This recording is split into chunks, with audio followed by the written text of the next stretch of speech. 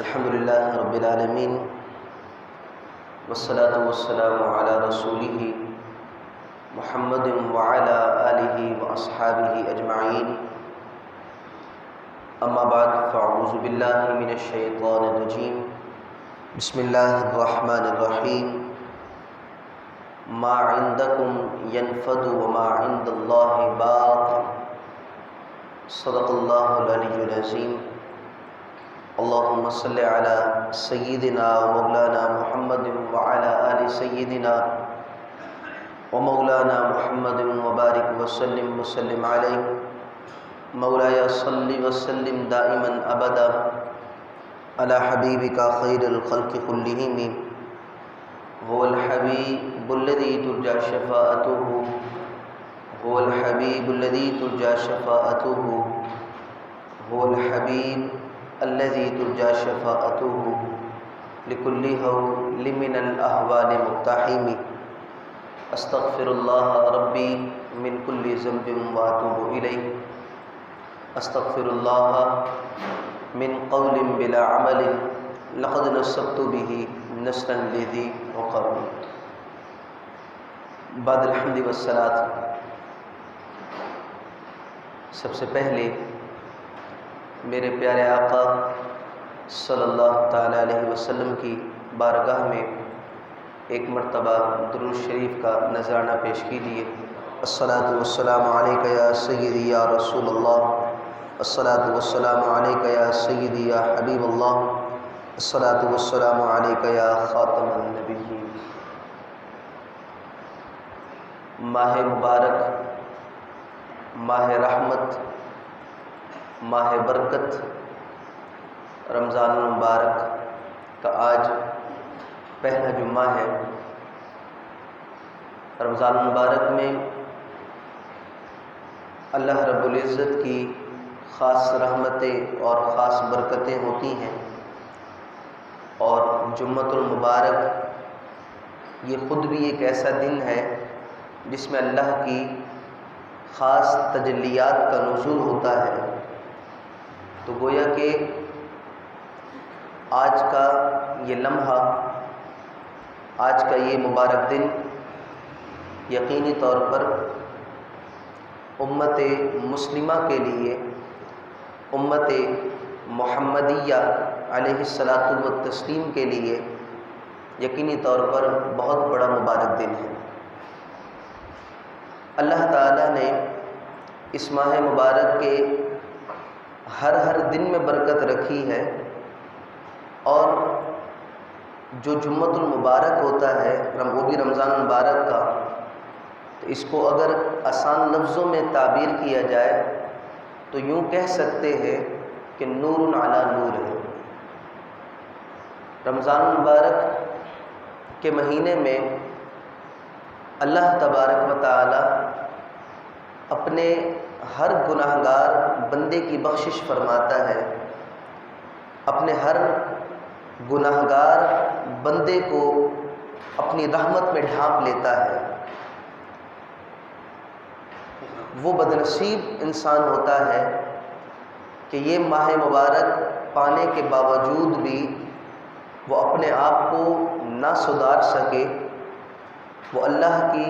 رحمت کے قریب نہ ہو سکے، وہ اپنی مغفرت نہ کروا سکے۔ میرے پیارے آقا صلی اللہ تعالی علیہ وسلم نے ارشاد فرمایا،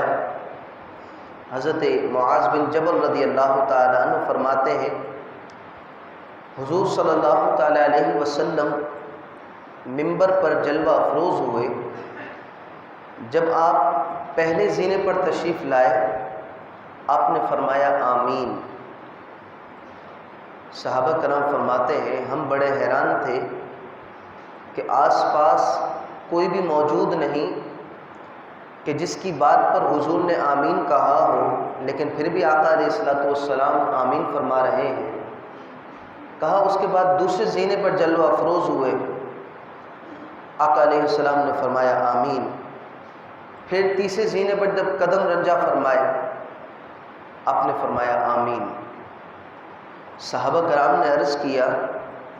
یا رسول اللہ صلی اللہ تعالی علیہ وسلم آج ہم نے ایک حیران کن بات دیکھی کہ ہمیں کوئی نظر نہیں آیا، اس کے باوجود آمین آپ نے 3 مرتبہ فرمایا ہے۔ اس کی کیا وجہ ہے؟ حضور صلی اللہ تعالیٰ علیہ وسلم نے فرمایا کہ جب میں ممبر پر تشریف لا رہا تھا تو پہلے زینے پر جیسے ہی میں نے قدم رکھا تو جبرائیل امین آئے، انہوں نے مجھے سلام کیا اور یہ کہا کہ ہلاکت ہو اس شخص کے لیے جو رمضان المبارک پائے اور اپنی مغفرت نہ کروا سکے۔ تو میں نے کہا آمین۔ پھر جب میں دوسرے زینے پر میں نے قدم رکھا تو جبرائیل امین نے کہا ہلاکت ہو اس شخص کے لیے کہ جس کے سامنے آپ کا ذکر ہو اور وہ آپ پر درود پاک نہ پڑھے۔ تو حضور نے فرمایا، میں نے کہا آمین۔ اور جب میں تیسرے زینے پر چڑھا تو جبرائیل امین نے یہ جملہ کہا کہ ہلاکت ہو اس شخص کے لیے جو اپنے والدین کو بڑھاپے میں پائے اور جنت میں نہ جا سکے۔ تو میں نے کہا آمین۔ میرے دوستو، یہ حدیث مبارکہ جو رمضان المبارک کے میں ہر جمعے کو بیان کرتا ہوں، اس حدیث مبارکہ کو خاص طور پر ذہن نشین کر لیجئے۔ اس کا جو پہلا جملہ ہے، جب پہلی مرتبہ حضور نے آمین فرمائی، وہ کیا تھا کہ ہلاکت ہو اس شخص کے لیے جو ماہ مبارک رمضان شریف پائے اور اپنی مغفرت نہ کروا سکے۔ ہم میں سے ہر شخص جس چیز کی سب سے زیادہ اپنی توجہ مبذول کرنی چاہیے وہ اس بات پر کہ اس ماہ مبارک میں ہم نے وہ کام، وہ معاملات، وہ امور کر لیے ہیں جن سے اللہ کو راضی کیا جا سکے یا نہیں کیے۔ اس بارے میں غور و فکر کرنا بہت ضروری ہے۔ ماہ مبارک کے اندر چند بد نصیب ایسے ہوتے ہیں، چند ایسے اشخاص ہوتے ہیں کہ جو اللہ کی رحمت سے محروم ہوتے ہیں، جو اللہ رب العزت کی عطا سے، اللہ کی رحمت سے، اللہ کے فضل سے جو لوگ محروم ہوتے ہیں۔ وہ کچھ صفات ہیں، وہ کچھ اوصاف رذیلہ ہیں، ان میں سے ایک کا ذکر میں آج آپ کے سامنے کرنا چاہوں گا کہ جس کے اندر وہ صفت موجود ہو تو وہ شخص اللہ کی رحمت سے محروم ہوتا ہے۔ یہ ایک ایسی صفت ہے جس کے بارے میں میں ابھی ذکر کرنے جا رہا ہوں کہ ہر انسان اس کی خواہش رکھتا ہے، ہر انسان کو اس کی تمنا ہے، وہ پسند کرتا ہے، وہ محبوب رکھتا ہے،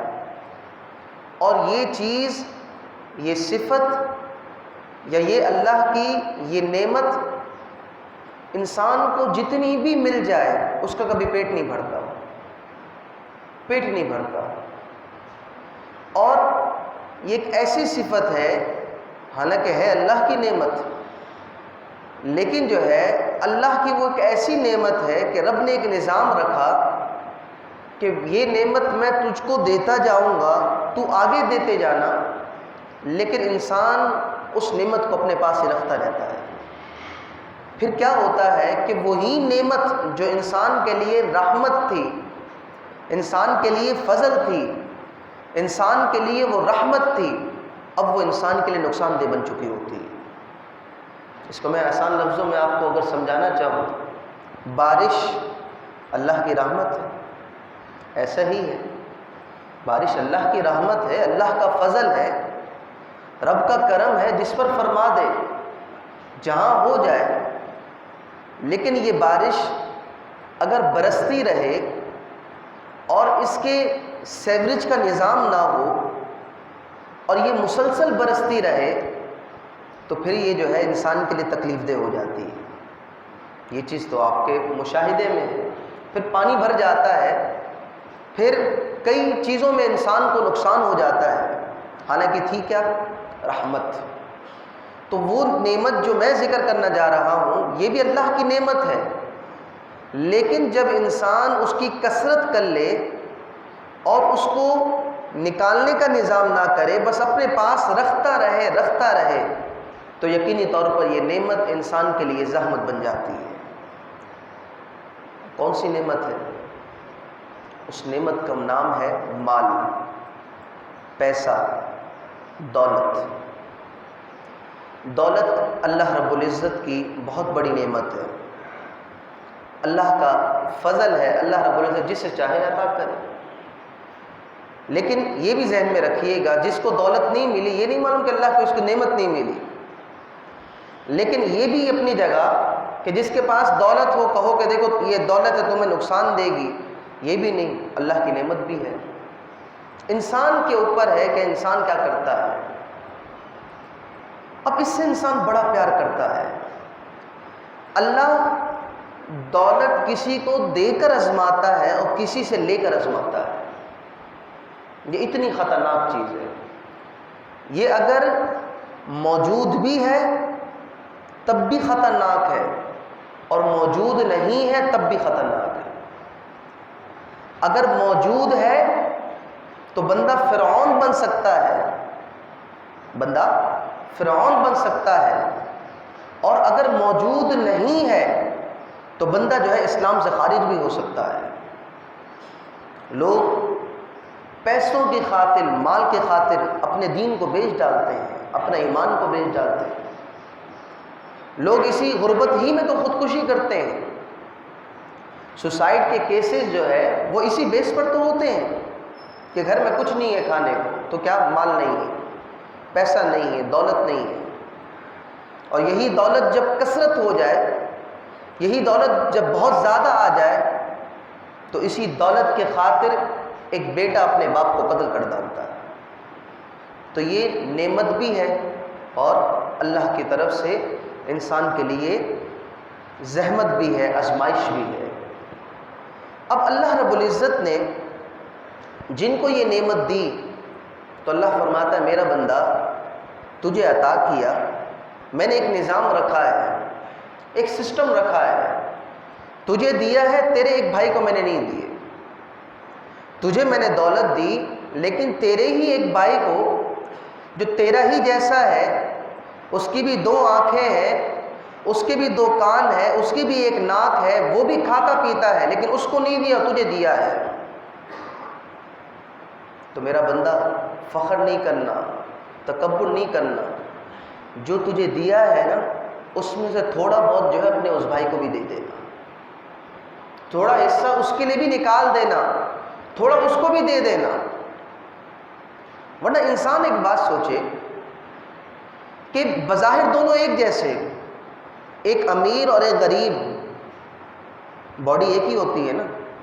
یا امیر کی آنکھیں زیادہ ہوتی ہیں؟ امیر ہو یا غریب ہو، اللہ نے جسم دونوں کو ایک ہی دیا ہے، آزاد دونوں کو ایک ہی دیے ہیں، ایک کو دولت دے کر آزمایا ہے، ایک سے دولت لے کر آزمایا ہے۔ ہیں تو اللہ کے بندے نا، دونوں اللہ کے بندے ہیں۔ تو لہذا جس کو اللہ نے پیسہ دیا، جس کو اللہ نے مال دیا، وہ اس بات کو سوچے، غور و فکر کرے کہ آخر تجھ میں ایسا کیا تھا، آخر تیرے اندر ایسی کون سی کوالٹی تھی، تیرے اندر ایسی کون سی جو ہے اچھی عادت تھی، یا ایسا کون سا تیرے اندر ہنر تھا کہ اللہ نے تجھے مال دے دیا اور دوسرے کو نہیں دیا۔ تو رب فرماتا ہے میرا بندہ میں نے فقط تجھے اپنے فضل سے دیا ہے، یہ جو تجھے دیا ہے اپنے فضل سے دیا ہے، اپنے کرم سے دیا ہے، اپنی رحمت سے دیا ہے، ورنہ تیرے اندر کچھ نہیں ہے۔ تیری صلاحیتیں، تیری اپنی کوششیں سب رائگاں ہوتی اگر میں نہ چاہتا، تیرا کاروبار نہیں چلتا اگر میں نہ چاہتا، تیری پروڈکٹ نہیں بکتی اگر میں نہ چاہتا، تیرا ہنر، تیری صلاحیتیں، تیرا سب کچھ اپنی جگہ۔ رب فرماتا ہے میں نے چاہا تو تجھے ملا ہے، میں نے چاہا تو تجھے ملا ہے، لہذا جب اب تجھ کو دے دیا تو اس میں سے کچھ نہ کچھ تو دے دیا کر، اللہ کی بارگاہ میں کچھ نہ کچھ دے دیا کر، کچھ خرچ کر لیا کر۔ آپ سوچیں گے یہ تو میں سوٹے کے بارے میں بیان کر رہا ہوں، نہیں، یہ میں آپ کے بارے میں اپنے بارے میں بیان کر رہا ہوں۔ حدیث میں کہاں یہ آیا کہ لاکھوں روپے خرچ کرو؟ جو طاقت ہے اپنی طاقت کے مطابق خرچ کرو، جو اللہ نے دیا ہے اس اللہ کی عطا میں سے کچھ نہ کچھ خرچ کرو۔ آپ 10 روپے رب کی بارگاہ میں دے سکتے ہو، دو، لیکن عز و انکساری کے ساتھ، عز و انکساری کے ساتھ، اچھے انداز کے ساتھ اللہ کی بارگاہ میں دو اور اللہ کا شکر ادا کرو، اے اللہ تیرا شکر ہے تو نے مجھے دینے والوں میں بنایا ہے، اللہ کا شکر بھی ادا کرو، دو بھی صحیح اور ساتھ میں رب کا شکر بھی ادا کرو۔ حضور صلی اللہ تعالیٰ علیہ وسلم کی حدیث مبارکہ ہے، آقا علیہ السلام نے ارشاد فرمایا، ان اللہ لیربی لأحدکم التمرۃ واللقمۃ، اللہ کی بارگاہ میں اگر تم ایک کھجور صدقہ کرو یا ایک لقمہ صدقہ کرو، ایک کھجور کتنے کی آتی ہے؟ بہت مہنگی بھی آپ کو ملی، ایک کھجور کا دانہ بول رہا ہوں، بہت زیادہ مہنگے بھی ہوتے 5 روپے کی، 10 روپے کی، بہت مہنگی بھی آپ نے لے لی، تو ایک دانے کی بات کرو۔ کہا تم جو ایک دانہ رب کی رضا کے خاطر اللہ کی بارگاہ میں دیتے ہو، یا ایک لقمہ، ایک وقت کا کھانا نہیں، ایک لقمہ جو تم اللہ کی بارگاہ میں دیتے ہو، کما یربی احدکم فلوہ او فصیلہ حتی تکون مثل احد احد،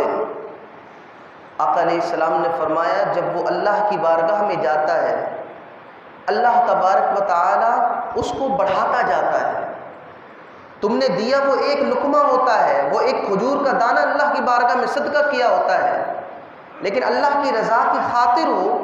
تو اللہ تبارک و تعالی اس کی پرورش فرماتا ہے۔ حدیث میں لفظ آتا ہے یربی، پالنا، رب مانے ہوتا ہے پالنا، کما یربی احدکم، تو اللہ رب العزت جو ہے اس کی پرورش کرتا ہے، کس طرح؟ فلوہ، جس طرح تم بچھڑے کی پرورش کرتے ہو۔ پنجاب میں دیہات میں آپ جائیں تو ایک چھوٹا سا جو ہے آپ کو گائے کا بچہ ہوگا، اس کی پرورش کی جاتی ہے، آہستہ آہستہ وہ بڑھ جاتا ہے۔ تو اللہ فرماتا ہے تو جو ایک لقمہ یا ایک کھجور کا دانہ صدقہ کرتا ہے، میں بھی اس کی پرورش کرتا ہوں، اور کتنی پرورش کرتا ہوں؟ کہا وہ اس کی پرورش کرتے کرتے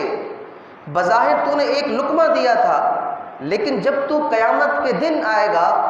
تو وہ ایک لقمہ یا ایک کھجور کا دانہ جو ہے احد پہاڑ کے برابر ہو چکا ہوگا۔ مدینہ منورہ کا سب سے مشہور پہاڑ احد کا پہاڑ، جو حضور سے بڑی محبت کرتا تھا، بہت بڑا پہاڑ ہے۔ رب فرماتا ہے اتنا اجر دوں گا، کس کا؟ جو تو نے ایک، فقط ایک، تو نے کھجور کا دانہ میری خاطر، مجھے راضی کرنے کے لیے، مجھے خوش کرنے کے لیے تو نے دیا تھا، قیامت کے دن میں تجھے اتنا اجر عطا فرماؤں۔ اس سے بڑھ کر اور کیا چاہیے؟ ہمارا حال یہ ہے، اگر ہم تھوڑا بہت بھی خرچ کریں، اللہ کی بارگاہ میں چند پیسے دے دیں، چند پیسے اللہ کے گھر میں اگر دے دیں یا کسی غریب کی مدد کر دیں تو ہم ڈنڈورا پیٹتے ہیں، معلوم ہے فلاں جگہ میں نے یہ کیا ہے، فلاں جگہ پر تو وہ جو چیز بنی ہوئی ہے نا میری وجہ سے ہے، فلاں جگہ جو ہے جو راشن گیا نا وہ میری طرف سے گیا تھا، وہ میں نے دیا تھا۔ اس طرح کے سارے معاملات ہوتے ہیں، خرچ بھی کرتے ہیں اور اس کو ضائع بھی کرتے ہیں۔ یاد رکھیں اما عائشہ صدیقہ رضی اللہ تعالی عنہ فرماتی ہیں کہ ایک مرتبہ آقا علیہ السلام گھر تشریف لائے تو بکری کا بچہ ذبح کیا گیا تھا، تو سارے کے سارا بکری کا جو بچے کا گوشت تھا وہ سارا تقسیم کر دیا، لیکن فقط جو ہے ایک شانہ ہم نے بچا دیا تھا، کیونکہ آقا علیہ السلام جو ہے اس کا گوشت بڑا پسند فرماتے تھے، تو وہ بچا دیا، باقی سب جو ہے صدقہ کر دیا تھا۔ حضور صلی اللہ علیہ وسلم گھر تشریف لائے، حضور نے فرمایا ما بقی منہا، کچھ باقی بچا ہے؟ کچھ باقی بھی بچا ہے؟ قالت عائشہ، اما عائشہ صدیقہ رضی اللہ تعالی عنہ نے فرمایا ما بقی منہا الا قطیفہا، کہا ہاں باقی تو سب خرچ کر دیا ہے، فقط ایک شانہ بچ گیا ہے، فقط ایک شانہ بچ گیا ہے، باقی سب جو ہے چلا گیا ہے۔ آقا علیہ السلام نے فرمایا نہیں، بقی کلھا غیر قطیفہا، باقی سب بچ گیا ہے، فقط یہ خرچ ہو گیا ہے۔ مطلب حضور نے فرمایا یہ جو رکھا ہوا ہے یہ بچ گیا ہے کہ یہ ہم ابھی کھا لیں گے، لیکن جو تم نے صدقہ کر دیا ہے وہ قیامت کے دن اللہ تبارک و تعالیٰ تمہیں عطا فرمائے گا۔ اس لیے کیا فرمایا؟ جو تمہیں نظر آ رہا ہے کہ باقی ہے، بولا یہ چلا گیا، اور جو تم سمجھتے وہ چلا گیا ہے، کہا نہیں وہ گیا نہیں ہے، وہ آنے والا ہے۔ اس کو قرآن نے اس انداز میں بیان کیا، اللہ فرماتا ہے ما عندکم ینفد وما عند اللہ باق۔ حضور نے فرمایا جو کچھ تمہارے پاس ہے، اللہ نے فرمایا جو کچھ تمہارے پاس موجود ہے، ما عندکم ینفد، جو تمہارے پاس موجود ہے وہ کیا ہے؟ کہا وہ ختم ہونے والا ہے، ینفد وہ ختم ہو جائے گا، وما عند اللہ، اور جو اللہ کے پاس ہے، جو صدقہ تم نے اللہ کی بارگاہ میں دیا، جو کسی غریب کی تم نے مدد کی، جو کسی مسجد کو تم نے آباد کیا، کسی مدرسے کو تم نے آباد کیا، کسی سید زادے کی تم نے مدد کی، یا اس طرح کے دیگر تم نے جو ہے خیرات کے معاملات کیے، تو وما عند اللہ، جو اللہ کے پاس ہے، باقٍ، وہ باق ہے، وہ بچا ہوا ہے، وہ بچا ہوا ہے۔ اللہ تبارک و تعالی اس کا بدلہ جو تو نے دنیا میں رب کی رضا کی خاطر دیا تھا، اللہ تعالیٰ تجھے دنیا میں بھی اس کا بدلہ عطا فرمائے گا، اور آخرت میں بھی تجھے بدلہ عطا فرمائے گا، تجھے ہر جگہ اس کا بدلہ ملے گا۔ اور یاد رکھیں واضح حدیث مبارکہ، اس سے مزید وضاحت کی اور کوئی حدیث نہیں ہو سکتی۔ میرے پیارے آقا صلی اللہ تعالیٰ علیہ وسلم نے ارشاد فرمایا یقول العبد مالی مالی، میرا بندہ کہتا ہے میرا مال میرا مال، رب فرماتا ہے کہ میرا بندہ کہتا ہے مالی مالی، میرا مال میرا مال، وَإِنَّمَا لَهُ مِن مَالِهِ ثَلَاثٌ، حالانکہ اس کا مال تو فقط 3 چیزیں ہیں، جتنا رکھا ہوا ہوتا ہے سب وہ کہتا ہے میرا مال، اس کو بڑا محبوب ہوتا ہے، حالانکہ اس کا مال تو فقط 3 چیزیں ہیں، ما اکل فافنا،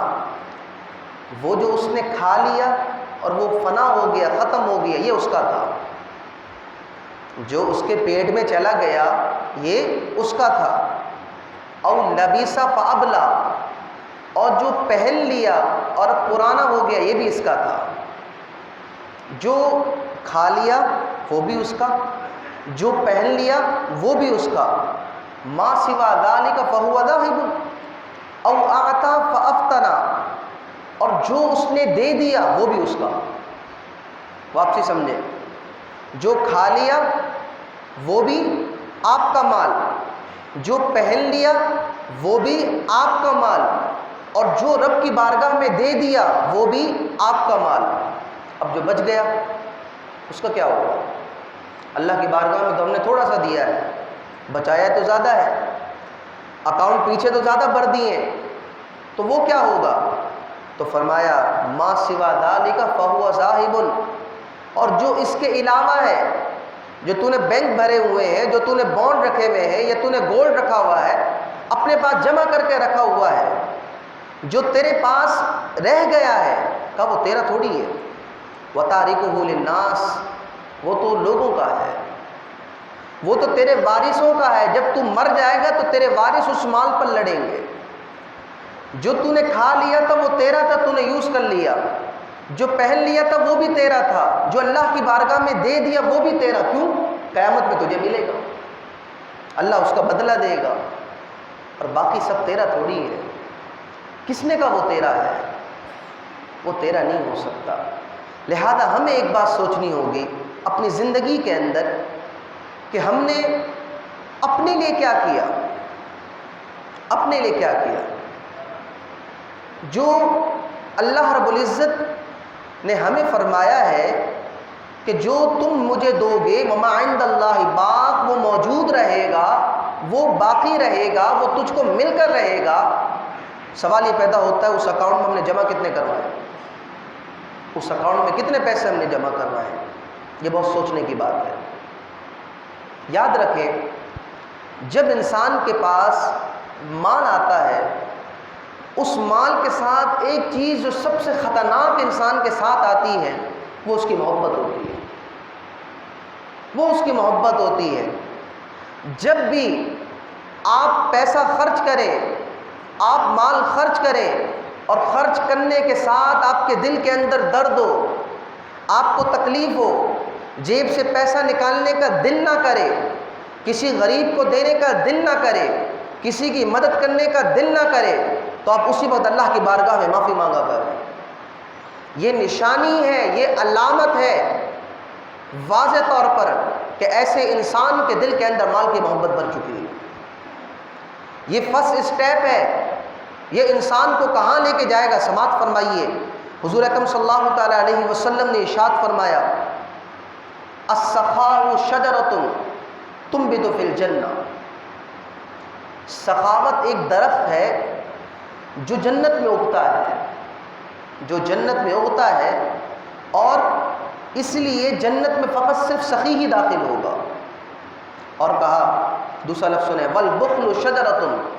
تنبت فی النار، اور جو بخل ہے، مال کو جمع کرنے کا حرص ہے، جو بخل ہے، یہ ایک درخت ہے جو جہنم میں ہوتا ہے، اسی لیے دوزخ میں فقط بخیل داخل ہوگا۔ اس کو اگر میں اور آسان کر دوں تو میرے آقا صلی اللہ تعالی علیہ وسلم نے یہ ارشاد فرمایا کہ کوئی شخص سخی ہو اور جنت میں نہ جائے، ایسا ہو نہیں سکتا، اور کوئی شخص بخیل ہو اور جہنم میں نہ جائے، ایسا بھی نہیں ہو سکتا۔ جنت سخی کے لیے بنی ہے اور جہنم بخیل کے لیے بنی ہے۔ اب میں اور آپ سوچ لیں کہ ہم کہاں ہیں، اب میں اور آپ سوچ لیں کہ ہم کس طرف ہیں، ہماری سوچ کس طرف ہے۔ جب بھی کبھی بھی صدقہ و خیرات کی بات ہو تو ہم فوراً ہمارے ذہن میں آتا ہے، دیکھو آ گیا فلاں بندہ مانگنے کے لیے، آ گیا، اب لے گا، پیسے لے گا، آج چندہ دینا پڑے گا، آج یہ کرنا پڑے گا۔ حالانکہ اللہ کے نبی کے جو صحابہ تھے وہ تو خوش ہوتے تھے، وہ خوش ہوتے تھے کہ اللہ تیرا شکر، میرا مال اس قابل تھوڑی تھا، میرا پیسہ اس قابل تھوڑی تھا کہ تیری بارگاہ میں دے سکوں، تیرے گھر میں دے سکوں، تیرے گھر والوں کے لیے دے سکوں۔ اے اللہ، میرا مال اس قابل تھوڑی تھا کہ تیرے دین کے طلباء کے لیے دے سکوں۔ اے اللہ، میرا مال اس قابل تھوڑی تھا کہ تیرے نبی کے گھرانے کے لیے دے سکوں، ان کے گھرانے کے لیے، ان کی اولاد کے لیے پیش کر سکوں۔ یا اللہ، اگر یہ دے دیا ہے تو میں تیرا لاکھ لاکھ شکر ادا کرتا ہوں کہ تو نے فضل فرمایا، تو نے کرم فرمایا، اور تو نے جو ہے مجھے نعمت عطا فرمائی ہے۔ سوچ تو انسان کی یہ ہونی چاہیے۔ یاد رکھیں، حضور نبی کریم صلی اللہ تعالی علیہ وسلم نے واضح طور پر اس حوالے سے ارشاد فرمایا، بلکہ میں قرآن مجید کی آپ کو آیت مبارکہ ہی سنا دوں آخر میں۔ اللہ رب العزت ارشاد فرماتا ہے، وَلَا يَحْسَبَنَّ الَّذِينَ يَبْخَلُونَ بِمَا آتَاهُمُ اللَّهُ مِنْ فَضْلِهِ، اور ہرگز گمان نہ کرے وہ لوگ جو بخل کرتے ہیں، جو اللہ تبارک و تعالی نے ان کو اپنے فضل سے عطا کیا ہے، اس پر جو لوگ بخل کرتے ہیں، وَلَا يَحْسَبَنَّ الَّذِينَ، ایسے لوگ یہ گمان نہ کریں کیا کہ هُوَ خَيْرٌ لَهُمْ، کہ ان کے لیے یہ بہت اچھی بات ہے۔ بولے ایسا مت سوچو، اگر اللہ نے اپنے یہ قرآن کی آیت ہے، اگر اللہ نے تمہیں اپنے فضل سے عطا کیا ہے، تمہیں اللہ نے مال دیا ہے، اور اس کے باوجود اس مال کو تم اللہ کی بارگاہ میں نہیں دیتے، اور تم یہ سمجھتے ہو کہ تم اچھے ہو، ہوا خیر لہم، یہ اچھی بات ہے، یہ تمہارے لیے اچھا معاملہ ہے، کہا نہیں، غلط سوچتے ہو، بل ہوا شر لہم، یہ تمہارے لیے بری بات ہے، یہ تمہارے لیے نقصان دہ ہے، یہ تمہیں ہلاکت میں ڈالنے والی بات ہے کہ تجھے رب نے مال تو دیا ہے لیکن تیرے دل کے اندر جو ہے وہ قلب نہیں ہے، تیرے دل کے اندر وہ وسعت نہیں ہے، تیرے دل کے اندر وہ نعمت، وہ صلاحیت نہیں ہے۔ کیا ہوگا پھر؟ اگر مال مل جائے اور رب کی بارگاہ میں نہ دے تو کیا ہوگا؟ اللہ تعالیٰ قرآن مجید میں ارشاد فرماتا ہے سورہ آل عمران میں سَيُطَوَّقُونَ مَا بَخِلُوا بِهِ يَوْمَ الْقِيَامَةِ، کہا قیامت کے روز توق پہنا دیے جائیں گے اس مال کے جس میں انہوں نے بخل کیا تھا۔ مطلب وہ مال ان کے گلوں میں جو ہے لٹکا دیا جائے گا اور اس کے بعد اس کو کہا جائے گا اب چل۔ یہ چاہیے تھا نا، یہ پسند تھا، اس کو پسند کرتا تھا، اس سے محبت تھی، تو نے اس کی خاطر جو ہے اپنے رب کو چھوڑا، تو نے اس مال کی خاطر جو ہے تو نے نماز کو چھوڑا، تو نے اس مال کی خاطر حلال کو چھوڑا، تو نے اس مال کی خاطر تو نے جو ہے جس چیز کا میں نے اعلان کیا تھا، اعلان جنگ کیا تھا کہ سود کے خلاف اعلان جنگ ہے، جو سود کھائے گا اللہ کی اس کے خلاف اعلان جنگ ہے،